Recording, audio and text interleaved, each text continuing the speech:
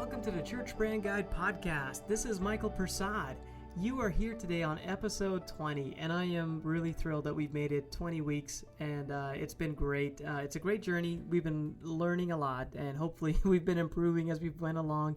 The goal of this podcast is to help churches begin to understand what branding is so you can implement it and the principles of branding and begin to really see some great growth as a result of it. So this all stemmed out of the service that we provide. So myself and Tim Flick, we provide services through Persad Creative to churches where we help them design logos, build websites, shoot videos, tell stories. We create media. We're a creative company that creates media. Well, every time we go and talk to a new church that's coming to us, they might need a website. Well, we find ourselves having to unpack this big idea of what is a brand. And not only do we need to build a website, but how does that connect into what you already are? And if it doesn't, let's make it connect. Let's make some connections. Not just design you a logo, maybe a church needs a logo, but how do we make that even go further into the future so that there's an alignment that takes place in the organization moving forward? So we have this great conversations, and we've seen that a lot of church leaders have this great moment. Like, I didn't know this, but now that I know it, it makes so much sense. And we have this conversation over and over again. So we decided, hey, let's create a podcast and create a blog where we can help churches on a greater scale understand what we've learned over the years by serving companies and serving churches to create their brands. Let's make that information known. Let's put it out there for free. People can learn about it. They can go to the blog and download all sorts of resources that we can create to help you just do this better. And so that's where this was born. On February 15th of 2016, we started the whole platform, and now we're 20 weeks into it. I'm thrilled to see the results of it. We've been trying things, and we've been learning from them as we went along. And so in the future, too, we're going to try new things, and we'll see how that works. So one of the big things we're going to try is taking the information and then putting it together into more structured courses. So the idea of this is that if you're really serious about branding your church, I want to help you. I want to coach you through it so that you are able to know from step 1 till step 100 what you need to do in order to create a strong brand for your church. How do you create a great logo? How do you create a great website? How do you create great branding that surrounds the church and helps it to be as great as possible?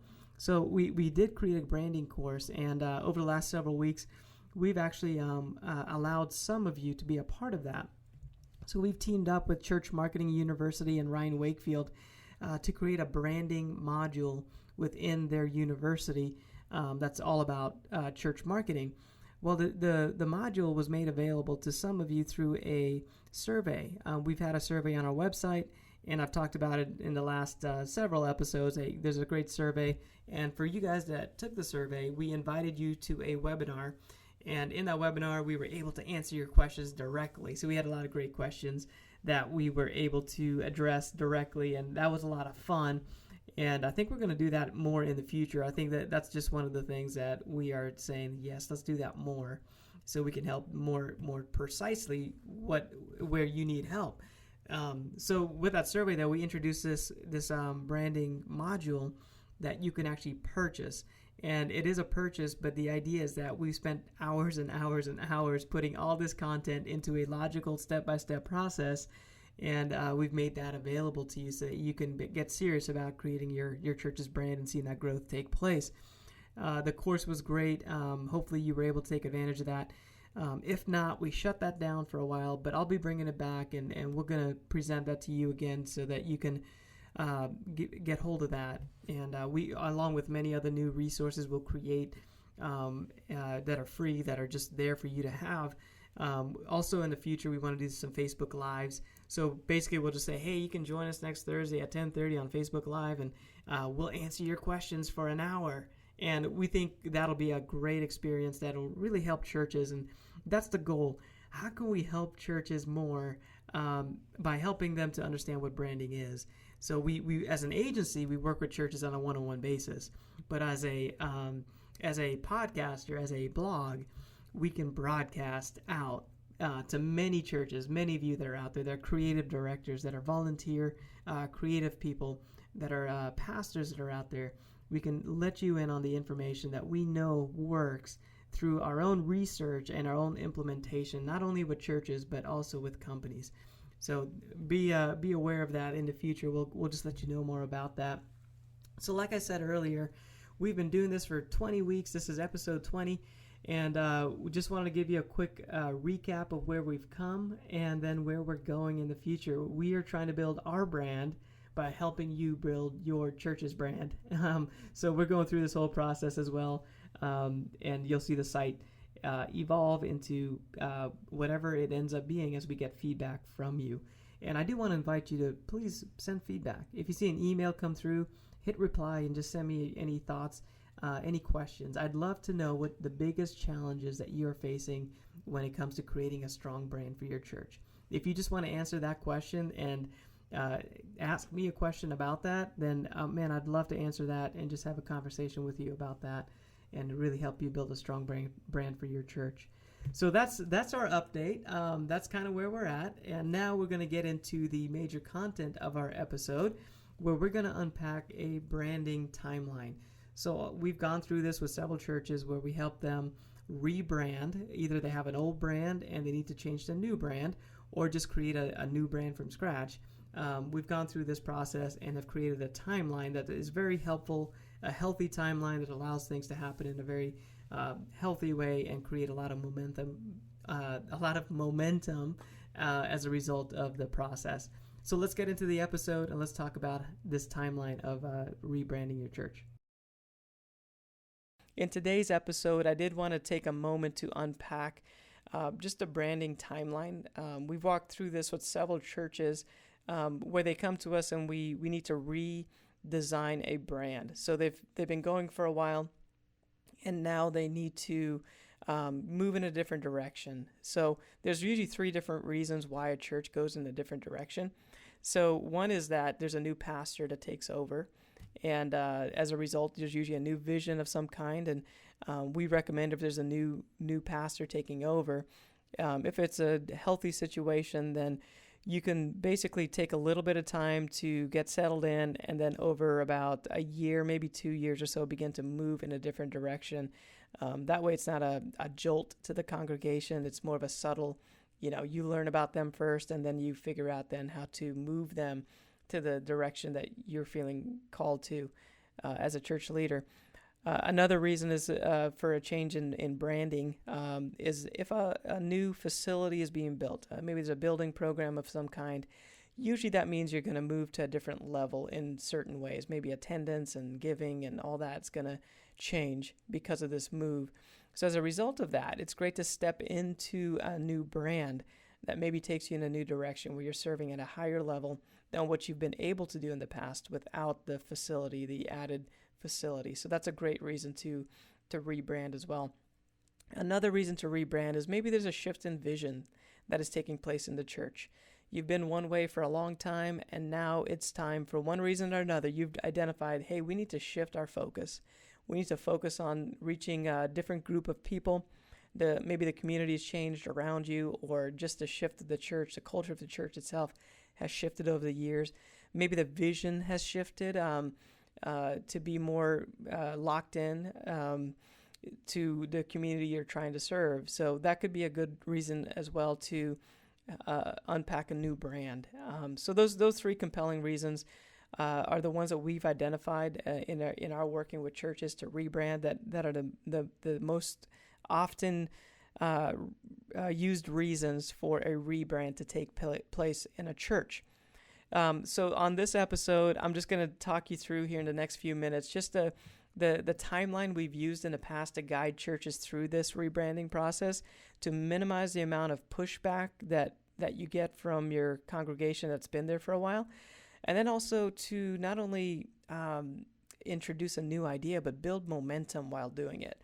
So a new brand is actually a great opportunity to get a new push, so to speak, with the church, and you can get a lot of momentum out of a new brand if you do it right. So It's just me today on the podcast, and we're just going to go through this information. I want to put it out there in a very straightforward way, and then we'll build off of this as we move forward in the future with future podcasts. We'll begin to unpack this, and I even have a couple pastors that have agreed to come on and talk through the rebranding process so that we can understand better what it's looks like from their perspective. But yeah, right now though, I'm going to give you my perspective, the very technical type of an approach that we have, and the why behind it, so that you can begin to understand this. Maybe if you're in that boat where you're thinking about a new brand. So there's 3 rounds of that we go through with our rebrand. The first round is an internal launch. So we work internally to get everything in place to set up the second round, which is then an external launch. That's where we announce to the community what's going on. Beyond the walls, we make the announcement beyond the walls that there's a change that has happened. And the third round is an evaluation round, where we just take a look at what has taken place, and then we evaluate what needs to be kept and what needs to not be done any longer. So that could be both from the past, maybe a way we used to do things, or the church used to do things. It might be some things that we want to keep, but then there also might be some things we want to get rid of. And then also during the rebranding process that I'll talk you through here, there might be some things we have started to do that we want to keep doing. And then there also might be some things that we just did the one time, and that's all that's necessary. We just need to do it one time, and then we're done with it. So evaluating is very important. It's a third round that I always want to put in there so that we don't forget it. It's significant that we evaluate how things went. So these rounds typically take about 2 months to go through. So each round takes about 2 months to go through to do it right. And the first round basically starts by designing a new logo. And the process for designing a new logo is going to involve getting with the key leadership of the church, and going through some questions to really get to the core of what the church is all about, especially what the church is about moving forward with this new brand. So you want to get that input. You want to get that, let everybody that's significant in the leadership of the church have a chance to share their heart and, add to the conversation, so that when you produce something, they feel like they're a part of this conversation and have given the best ideas that they have into the mix. And we're not really looking for design, shapes or fonts or anything at this point. We're just looking for feeling and vision and, the big ideas that we want to work towards when we design something to represent that. It can include some shapes, and you can say, hey, I really like this logo or that logo. That's actually a good thing if you want to include some of that. So it gives you an idea of where to go. Give the designer or the design agency a taste, an idea of your taste, what you like. It's kind of like when you go to a restaurant, you might not know exactly where you want to go eat, but you might have an idea that you want to have Mexican or Italian or Chinese. You know the kind of taste that you want. So if you have some good examples of logos that you like, you can present that, and it usually helps the designer at least know the direction to go in that's going to resonate with you. And like we've said in the past on different podcasts, this whole thing is really based on the target audience. So it's about who you're trying to reach. It's not really about representing you or representing the church. It is, but it really isn't. It's about reaching the people that you're called to reach, and what's going to be the design and the different things that are going to appeal to those people that then compels them to be engaged with your story. So we're defining your story in this process.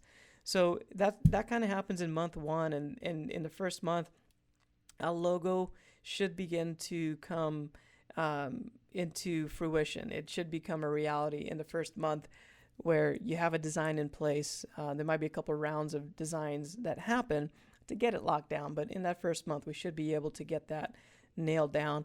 We also want to nail down a brand guide with the design. So this is where we identify colors and fonts, different treatments. What does the personality of the church look like? Begin to identify a lot of those things, so that we can, moving forward, make design decisions to help this vision begin to unpack as we go to the internal launch and the external launch. So the brand guide is a very important element that we want to make sure we have in place early on. So in month 2, this is where you should start to design some more tangible things that will help communicate the new idea. Month 2 is also where you're going to make the announcement to the church itself that, hey, we're going to move in a new direction with our brand, and here's what it means. Here's the excitement behind it. Here's why we have to do this. Here's why we have to do it now. So you're going to create some collateral pieces to help you get that message across. One of those pieces should be a brochure or a printed piece of some kind where somebody can grab it and learn about the new direction, take it home, share it with a neighbor. Somebody that misses the announcement can get it later on. You just want to have some sort of printed piece that walks them through this new brand, what it's all about. So the logo is going to be included there, the new logo, and it's going to be represented well. So you want to also include in this round in month 2 interior graphics. Maybe you're going to change some signage in the facility, add some signage, take out some signage, change the design, maybe update some graphics up on the walls. It's kind of a good idea if you've got the budget to make a big deal about the new direction with the brand. So maybe a large banner in a heavy traffic area like a foyer that just puts the new logo up there and makes it a big deal in the culture of the church. You'll want to utilize your screens as well to showcase that new logo tagline if you've got one. So make sure you create some screens. At the very least, have those screens ready to go on the screen on the projectors so that you're able to put those up there as people enter in the auditorium. With churches that have a little bit more of a budget, what we've done in the past is create an animated video where we use the logo and animate it so that it adds a little bit more punch to it. But then also what we'll do is go take photography of the church and then mix the photography in with the logo and create like a 30-second little bumper video that can either roll as a pre-service, even a countdown. We've done that before too. We've created a countdown that's maybe a 3-minute countdown, or like a 30-second thing that shows maybe right before the sermon is delivered. That can work really well as you introduce the new branding. So maybe you do it for a few weeks while you're getting that new branding in place. A sermon series is a good way to introduce the new brand. So we recommend unpacking the need for a new brand and what the new direction looks like, and tie in some scriptures, tie it into a sermon series, and then you can just unveil this whole and unpack it over several weeks why there's a need for this new branding and what that means, and then what people can do in response to it. So that's how we get momentum built behind it, so that it's not just something that happens to the church, it's something that happens for the church. So one of the big things we also do is produce story videos where we tell stories of life change that's taken place in the church, and it's pointing towards the great need for an updated brand so that more of these stories can take place. So these videos might be up to 5 minutes, 7 minutes long, depending on how the story is. Maybe it's 3 minutes. But we want to tell great stories of the people in the church and unpack the need for this new brand as a part of that. Letterhead, envelopes, business cards, offering envelopes, T-shirts, all those things should be taken care of in month 2 to update them all to this new look. With the new logo, new colors, new fonts, different things that you're implementing as part of the branding guide. And then you can also start developing a new website. So a website's going to take a little while, maybe a month or 2, maybe even 3 months, depending on how big the website is. So in month 2, you can start to get that process rolling with a new website so that you can have one as soon as possible. When you finish that external launch, you're maybe during that process, you can have the new website ready to go. So we've created, that's round 1. All that we just talked through is round 1. And what I've done, I've created a document that's part of the churchbrandguide.com website, episode 20. You can download this document. It's part of the resources as well if you go to the resource page. And it gives you kind of a checklist to go through. Also the time frames that you can keep in mind of how long this should take.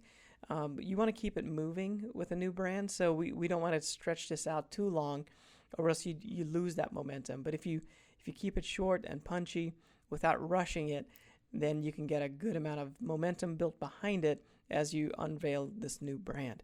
So the resource is a PDF. You can download it, and it'll give you all this information. right there on the website. Just go check it out, and you can get access to it. The external launch starts round 2. So what you want to do is have a sermon series that leads into round 2. So that sermon series that we talked about, where you're unveiling the new logo, if that can continue a little bit longer, so maybe it's a 4 to 6 week series, and it goes into round 2, where you begin to go outside. So once you have everything internally in place, the new logo is on screens, it's on your collateral materials, letterhead, offering envelopes, t-shirts are made, the website's in production, you've got some good story videos, all that stuff in place, then you can go external with the launch. This is where you're going to announce it to the community that you've got this new brand, and they're not really going to care about a new brand necessarily, but it's just a good opportunity to make an impact in the community, to get the word out there. You can just use it as an excuse to send out a mailer, use it as an excuse to hold an event, and then begin to let people know about, hey, we're really doing this new thing, and people are always excited about something new, even if they're not a part of what the old thing was. So in round 2, this is month 3, we recommend doing a mailer, getting the design in place in month 3, so that in month 4 you can send out the mailer. So it'll take a while to get the messaging just right. So start that process in month 3. Plan community service events where your church goes out into the community and serves. Have them wear the t-shirts with the new logo, and it just gets the church energized to go out there and do things. And then also it creates a buzz in the community in the areas where you're serving. So it's a good time, good opportunity to do some outreaches. Maybe you're painting a school, cleaning up a park, different things like that just in the community. Continue to show the videos of life change taking place. So maybe in the first round you have 1 or 2 videos. In the second round, make sure you continue to produce videos, maybe 2 more videos for the second round that shows that life change taking place. You're going to use these videos in the service to encourage and build momentum with them. But then you're also going to put these videos on Facebook and on your website, so that as people come and they check out the church because of the buzz, the community service events that you're doing, that you've got these stories in place that's showing them that it's a great place. It's not just about telling, it's about also showing that great things are happening, and the videos are a great part of that. So you want to also release the materials that you've prepared, the new letterhead and the new offering envelopes. For a while there, it's okay to have the old stuff, but in month 3 or so, you should go ahead and start to switch it all out to where the new logo is on everything. You also want to continue the website development in month 3. You should be at the point where you're actually developing the website. So in month 2, you might be starting the planning phases and designing some things, and then month 3 should be where you're getting into development. So you're really getting some good progress started with the website. If everything is going really well, then by the end of month 3, the website can be ready to go. So you can use it as part of the announcement to the community to check out the website and find out more information about the church. And you'll have the new website that they can come check out. So in month 4 of the launch, that we're still in round 2, but in month 4, you want to send out that community mailer.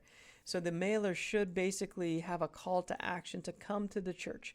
It can say that there's a new brand or there's a new logo in place, but people generally aren't going to care about that. Basically, they want to know what's in it for them. So you have an event of some kind.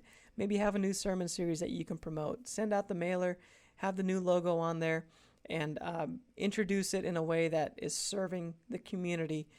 Maybe there's a kids event that's held on the campus, or an all-family event that's held on the campus, and the mailer is going to just promote that event. You'll want to continue to do community events in the community during this month.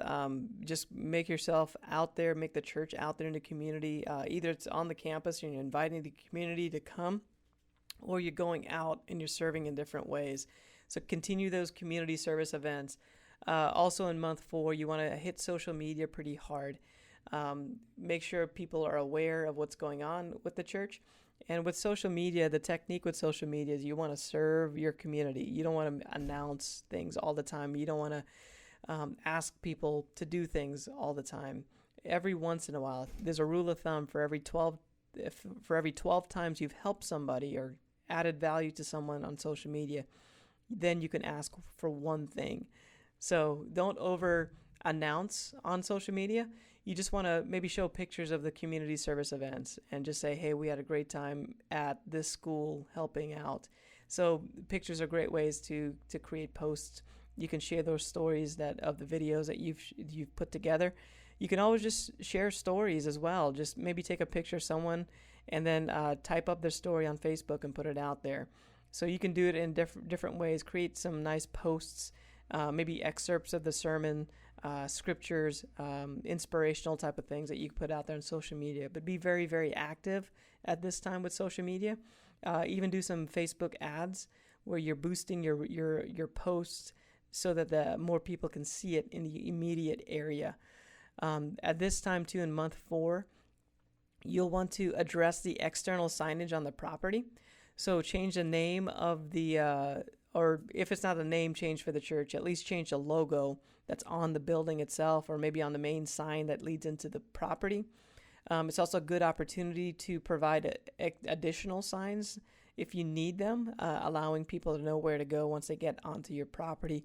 So any signage on the exterior of the building should be updated in month 4. Continue to show life change stories. Maybe you have one in month 3 and another one in month 4. The videos are great, but there's different ways to do it. You can also have people that get up on the stage and read their story, or maybe you have a pastor talk about a story of a family of some kind. So just find different ways to share stories. That's a big deal, so that the new brand is not just like, hey, you're saying that we need to do this, but you're also showing the need for this change to take place. Change is tough, but people will embrace it if you can produce a good, compelling reason of why this needs to happen and why it needs to happen now. The other thing that you could do in month 4 is launch a new website. So that's a big thing. It's a big, ambitious goal, but if you can get that new website launched in month 4, then the mailer and maybe you have handouts, door hangers that you can go out with. Everything can point back to the new website, which then unpacks this new brand, has testimonies on it. It's just a better platform. It's maybe responsive if it wasn't before, but you've got this new website in place that you can roll out with in the community. And then you also want to roll out any new media that you've produced that hasn't already been updated internally in the church. You want to make sure that takes place. So any signage or anything like that in the church, you just want to wrap that up in month 4. Make sure everything's got the new colors, the new fonts, the new logo on it. And then at the end of month 4, you should have that service, that big invite that you were promoting on the mailer. It should happen maybe in month 5, at the beginning of month 5, or at least at the end of month 4. You just have that big event, that big launch, that maybe it's a sermon series of some kind, and have a special event that you're inviting people to, where then you can unpack the new brand and just let people know why you did that and what that means for them moving forward. So have that big event. Towards the end of month 4 is the perfect time to have it, or even at the beginning of month 5. So that the first 2 rounds are basically where you're doing a lot of the hard work. You're getting the new logo designed, and then everything else that follows that, colors, fonts, and everything swapped out in the entire facility. And then you're also in month 2, you're promoting outside. You're making sure you use it as a great opportunity to invite people to now become a part of this new brand, this new direction that the church is moving in. And then month 5 starts round 3. So months 5 and 6 are where you can evaluate what you have done. So you can begin to decide if you want to keep doing what you've done, or if you need to let go of some things. So evaluate the launch. So decide whether or not you need to continue to do some of the things that you were doing in the launch. So maybe you were sending out email campaigns during the launch to the people inside your church. You can decide if you want to continue to do that. If that was very effective, maybe you continue doing it. Maybe the social media push was a good thing that you want to continue to do. Maybe it was just for a while and the budget means that you can't do all the ads that you were doing on Facebook. But make those type of decisions. Maybe the stories were a great thing and you want to continue to produce stories in different ways. Maybe you don't have the budget, so you scale back on that. But that's the type of decision you need to make now in month 5. Maybe there's some things you did in the past, in this last several years that were good, and you want to keep those things, those traditions. But then again, maybe there are some things where this is a great opportunity to stop doing some things because now everybody's on board with this new direction. In month 5 and month 6 too, you want to put a strategy in place so that you can keep the momentum that you've gained. So make sure you have a plan so that you're continuing to tell stories, you're continuing to use social media and email campaigns, and you're continuing to send out communications into the community. You're going to continue to update signage in the facility. Maybe there's a fresh new look that happens from time to time in your lobby area. So have a strategy in place where you can continue to build on what you've gained during this whole process. And then continue to have a process to assimilate people. By having a new brand and inviting people and putting the word out there, you really should be getting some new people in, and you should have a great assimilation process to work them through to where they learn about the church, they learn about the vision, and then they're going to start to volunteer and be a part of that, or even donate, or all of the above to be a part of this church community. And then also community events, you should continue to do those on a certain level. Maybe you can decide what that begins to look like. So in month 5, month 6, you can schedule out some more events that the church can participate in, and then also decide on a regular basis what that begins to look like. So that evaluation round is very important. It can go for a month. It can also go for 2 months, depending on how much you need to evaluate during the process. Like I said earlier, this whole process is something we've laid out on a timeline, and you can download that on the churchbrandguide.com. My hope is that this talk today helps you understand how you can rebrand your church or create a new brand for your church in a very healthy way.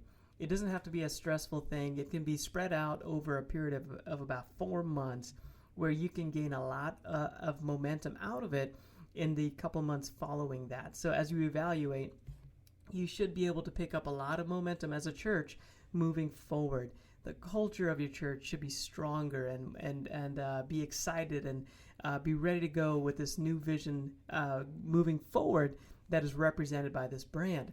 So whether you are branding something new from scratch or whether you are rebranding from an old brand that's been outdated, this process is something we've done with several churches to help them get going in the right direction and gain some good momentum. We've also spread this out. Some churches can't go at it that hard. They have to spread it out a little bit, so maybe they chip away and maybe they do a logo, they do a website. Maybe a few months later, they come back and we do some videos and do some signage even a few months after that. So that's fine too. It's there's not a right or wrong way to do it. But if you can do it all in one big push, then that's something that can gain a lot of traction in a very short amount of time, build an excitement. It's kind of like a wave. If you can condense that time frame and build that height of the wave up a little bit, then as you move forward, that wave gains a lot of momentum and creates a lot of power behind this new brand. So it's a great way to do it. If you need to get the timeline of everything we've talked about today, there's a free download that is on the churchbrandguide.com post for today's post. You can just look that up on the blog for today's post, and then you can get that free download. I wanted to take a moment to just mention that I'm going to be making available a branding course that will help take all these concepts that we've talked about and over the course of all the podcasts and putting them into one place so that you can get access to them and help just walk you through. I can be a coach to help you walk through a branding process of how you can create a very strong brand for the church where you're at. Whether you're a pastor and you need some people to surround you and help you create a strong brand, you can use this to help those people get up to speed and to educate yourself on what that takes. Or whether you're just a creative that's on staff or volunteering, you can help your church have a strong brand in the community so that people are attracted and they're drawn to it. There's great components that are just attractive in different ways to your audience, your target audience that you're really good at reaching. So this course is something that I wish I would have had when I first started out. I was at a mega church, and I just started the department there. Nobody was doing it before I was there, and I just started making things up as I went. And it was tough at times because I didn't have a mentor. I didn't have somebody to train me up. I just did the best I could. I looked into magazines, and I looked at stuff online, and I just tried to mimic things. And looking back, it was a very disjointed process. What I produced was very disjointed, didn't have a good cohesiveness to it or alignment to it, but it was the best I could do at the time. So my goal now is to help myself, maybe 15 years ago when I first started, and people like me. Maybe you're out there, you're like me, you're just trying to help your church, and you're like I was, and you just need some help, some guidance, some direction, so you can produce something that is lasting, that's going to really help the church to grow and not just be something you do just to do. Maybe that, hey, this should look better. Things should look better around here, but you don't know why. You don't necessarily know how to make that happen. You don't have to be this amazingly skilled designer that's just amazing at Photoshop and Illustrator and InDesign and all that. You don't have to be this gifted, talented, over-the-top person. You could just have some great basic knowledge of what it takes to create a strong brand, and you can create something in your church that's extremely attractive, and you'll know what to do. And that's the point of the whole course that I'm putting together, just to let you know what you can do, what you need to do, whether you do it yourself or you have other people do it that are gifted in different areas. I just want to provide that blueprint, that coaching to help you get there and ultimately help your church reach as many people as possible and make that life change a reality for them. So hopefully that's going to be something that you're eager to get a hold of. I will let you know in the next several weeks when that's going to release, so that you can get that course that's been created on branding specifically for churches. The resource today I want to share with you is a book, and it's called Grit. And it's written by Angela Duckworth, and she basically talks about this key characteristic that she has observed as a researcher. She's a psychologist, and she's researched this trait that many of the great people of history and even current history today have all displayed. And this ability that she's researching she calls it grit, the ability to stick with something and see it through to the end, having an optimism about it, not being afraid to fall, not being afraid to fail, but embracing failure as part of the process, learning from it, getting up, and being even better as a result of it.